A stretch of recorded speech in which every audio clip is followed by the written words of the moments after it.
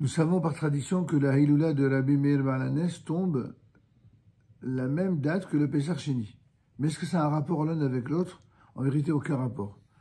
La célébration de, on va dire quelques mots de Rabbi Meir Baal HaNes lui-même, mais cette célébration de la Hiloula de Rabbi Meir Baal HaNes, elle, qui a été donc instituée le 14 Iyar, en 1867. C'est seulement depuis 1867, lors de la communauté de la fondation par la communauté de Tibériade d'un centre d'études sur le lieu supposé de la sépulture de l'abbé Meir Baal HaNes, qui est identifié comme le fameux Tana dont parle la Mishnah. Mais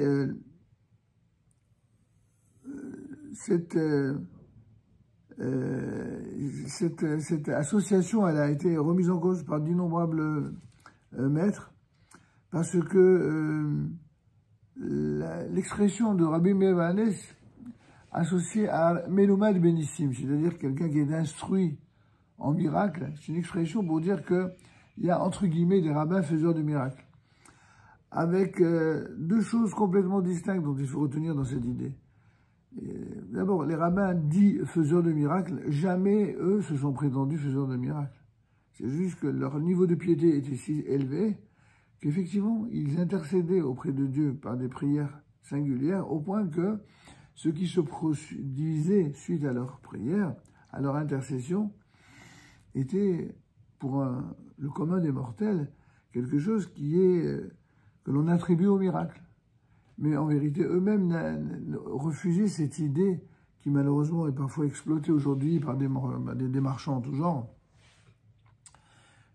D'accord, c'est-à-dire qu'en fait, on utilise ces rabbins faiseurs de miracles pour pomper de l'argent à des gens qui sont prêts à donner, voilà, simplement parce qu'on leur dit, voilà, charlatan. Ouais, un genre de charlatan, voilà, exactement. Alors, ça discrédite considérablement le monde rabbinique, en vérité, en général, parce que soutenir des œuvres rabbiniques, des institutions, des maîtres, des Kollelman, c'est fantastique. Mais il ne faut pas les mercantiliser, il ne faut pas les mettre au niveau d'une marchandise. C'est-à-dire qu'ils font exactement comme certains font. Hein. C'est un peu l'esprit comme ça. Les œuvres d'art, la même chose. Les œuvres d'art, un objet qui ne vaut rien du tout, mais simplement qui est original, qui est recherché. On décide entre businessmen d'attribuer une valeur, et tout d'un coup, voilà, on fait grimper la cote. Bon, c'est comme ça. Il existe un marché de l'art. Il existe un marché de beaucoup de choses, et on voudrait faire la même chose avec les rabbinim. Sauf que ça n'est pas tellement du niveau des rabbinim, et encore moins de la Torah Temet, que de matérialiser les choses ainsi. Tu veux être généreux, alors donne de l'argent à la yeshiva. Tu veux être généreux, tu donnes de l'argent au Beth Midrash, à ta synagogue, à qui tu veux. Pas de problème. Mais ne viens pas instrumentaliser la tzedaka pour dire je suis un faiseur de miracles, si tu fais ça, et tu fais dépendre la générosité d'une croyance dans les miracles. Ça, c'est ce qui malheureusement est omniprésent aujourd'hui, notamment chez des petits gens qui ne demandent que cela. En fait, quand tous les rabbinim du monde, quand ils sont sérieux, quand ils se comportent avec pureté, sainteté, qu'ils soient petits ou qu'ils soient grands, sont des intercesseurs et sont respectables. Et on doit les soutenir, et on doit les aimer, on doit les respecter, on doit demander leur bénédiction. Cela étant dit, faire comme s'il y a des autres qui sont faiseurs de miracles, puis que les autres, finalement, ils n'auraient droit à aucun respect, ça, c'est déjà un esprit mercantile et qui n'est pas très cachère. Alors, revenons en quelque sorte à cette année d'Afka, pour la première fois, je crois, pour des raisons purement de sécurité et de guerre, il n'y aura même pas du tout la Hiloula qui sera organisée, en tout cas de façon populaire, à la Makom, à cause des risques et des vrais dangers que cela risque d'encourir suite à ce qui s'était passé dans le passé. Je ne sais pas si tu te souviens, quand il y a eu des gens qui sont morts, il y a des gens qui sont bousculés, etc. Alors surtout quand on sait que habituellement la Hiloula, c'est le jour anniversaire de la mort d'un sage. Or, en ce qui concerne Rabbi Meir Baal HaNes,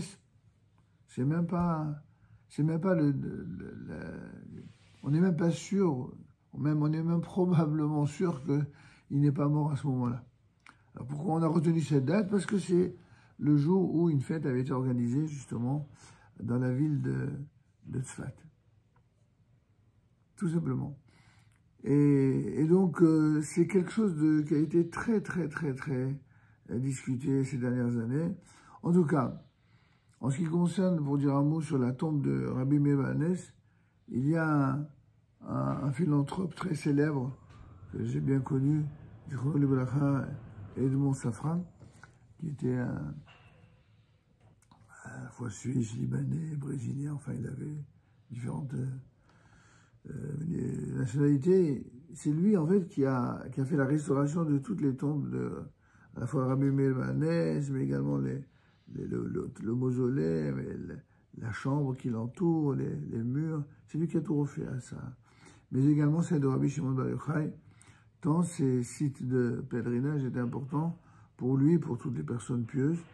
Et pendant de nombreuses années, les gens ont continué à venir, aussi bien pour l'Aïloula de Rabbi Meir Baal HaNes que de Rabbi Shimon Bar Yochai, et ainsi que pour Shavuot, qui est le jour anniversaire de la mort de Yaakov, le père de ce fameux Safra.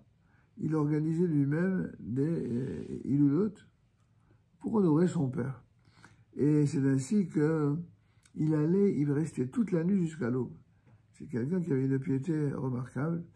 Et en l'occurrence, le Pesach Sheni, qu'on a associé à Rabbi Meir Baal HaNes, la seule et unique raison, c'est la date, c'est tout.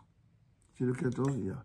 Mais il n'y a aucun, je dis bien aucun rapport entre Pesach Sheni, dont on a déjà expliqué la raison, et le fameux Iloula de Rabbi Meir Baal HaNes. Maintenant, pour dire un dernier mot de Rabbi Meir Baal HaNes lui-même, il est clair que c'était un éminent tzaddik, et que comment dirais-je, les miracles auxquels on lui attribue c'est à la paternité, d'après les plus grands maîtres de toutes les générations. C'est quelque chose d'attesté. Malgré tout ce qu'on a dit sur les gens qui exploitent et qui utilisent la crédulité des gens pour leur soutirer de l'argent, il faut juste savoir que cela n'empêche pas une autre réalité, c'est qu'il y a vraiment des maîtres dont la piété était telle que les miracles qu'on leur raconte à leur sujet ne sont pas des mensonges, mais des choses attestées par des gens qui ont vécu. Que ce soit Rabbi Meir Baal HaNes, que ce soit Rabbi Shimon Bar Yochai, que ce soit plus près de nous des gens aussi puissants que Rabbi Yaakov Bersera, ou le fameux Baba Salé. C'est vrai que ces maîtres-là, il y a la part de la réalité de ce qu'ils étaient, des êtres exceptionnels et dont on sait, nous-mêmes, par tradition, par transmission de nos aïeux qui les ont bien connus, que des choses inexpliquées, on va dire ça comme ça, qui sont produites grâce à leur prière, c'est vrai. Mais en même temps, ce que d'autres en ont fait dans la nouvelle génération n'est pas à l'honneur de ceux dont ils instrumentalisent le nom. Il faut faire attention, il faut respecter infiniment tous les maîtres d'Israël, surtout lorsqu'ils avaient une piété considérable, mais les respecter, c'est aussi se souvenir qu'il y a un devoir de respecter tous les maîtres d'Israël, de leur vivant, et de ne pas attendre qu'ils meurent pour cela. Je dis ça parce qu'il y a des gens qui, de leur vivant, ils tuent à petit feu leurs maîtres, et puis, et une fois qu'ils meurent, à grand feu, ils font des hiloudot. Donc ça, c'est d'une hypocrisie pour laquelle ils auront certainement à rendre compte. C'est pas ça du judaïsme, c'est vraiment une déviation. On n'est plus du tout dans le judaïsme.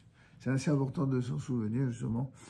Mais par contre, maintenir le respect de Rabbi Meir, c'est essentiel. Un gris-gris, quoi. Exactement.